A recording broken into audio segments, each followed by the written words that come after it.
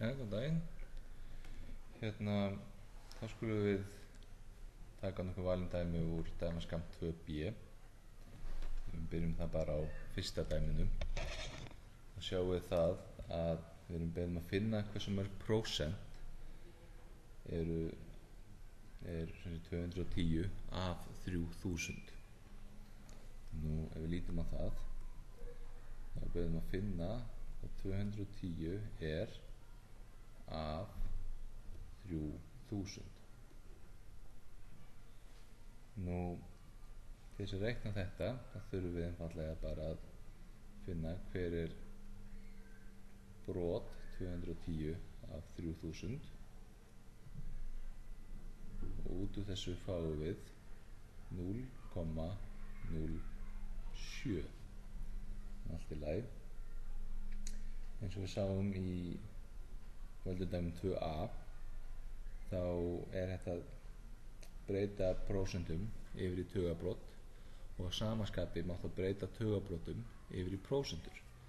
En 0,07 eru einmitt 7 hundraðshlutar sem eru samtals jafnt og 7 prósentur. Nú, ef við skoðum þá dæmi 5, þar sjáum við að við erum beðin að finna hvað 21,75 er af 3300. Þá gerum við á sama máta 21,75 deilt með 3000.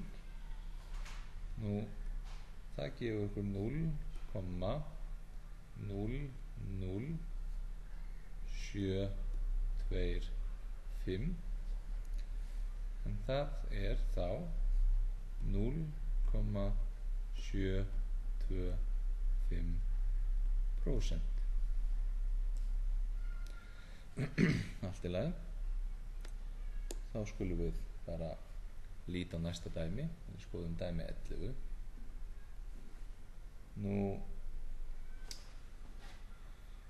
í því dæmi er sagt að í 60 lítrum af hreinum spíra er bætt í 6 lítrar af vatni. Og svo er spurt hve mörg prósent er af vatni í þessari blöndu. Nú, það sem við þá átt okkur á er að byrja á því að finna hver er heildarlítrafjöldi blöndunar. En hann er einmitt 60 pluss 6 og pluss þarna, það er samtals 66 lítrar. Allt í lagi. Þá er komið með heildarlítrafjölda blöndunar og þá skulum við finna út hve mörg prósent af vatni er í þessari blöndu.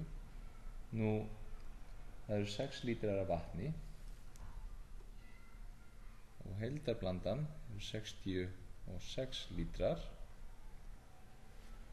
Og þannig að við finnum þá bara hvað er 6 deilt með 66, en það er 0,909 sem jafngildir 9,09%.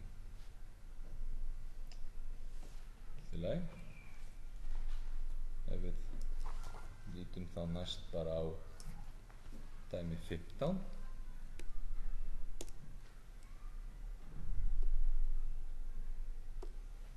Þar höfum við spurningu hve mörgum prósentum fleiri íbúar eru í bæ sem hefur 5000 íbúa en í bæ sem hefur 3000 íbúa. Allt í lagi. Það fyrsta sem við erum að gera hér er að finna mismuninn á bæ 1 og bæ 2. Það sem er þá 5000 mínus 3000 eða jafnt og 2000. Þannig að það er 2000 fleiri íbúar í bæ 1 heldur en í bæ 2. Síðan er spurt hve mörgum prósentum fleiri eru þeir og þá er verið að miða við minni bæinn. Það er að segja þann bæ sem hefur 3000 íbúa og þá sjáum við að við gerum þá 2000 deilt með 3000 og fáum út úr því 0,666 og svo framvegis sem jafngildir 66,7%. Nú,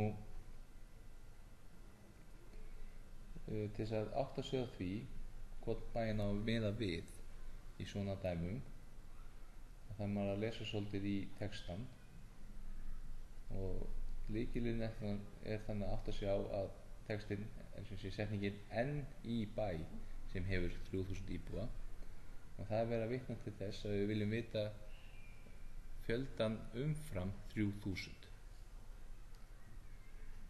En þetta eru þá þessi dæmi sem ég ætla að taka í 2b og við segjum þetta gott í bili.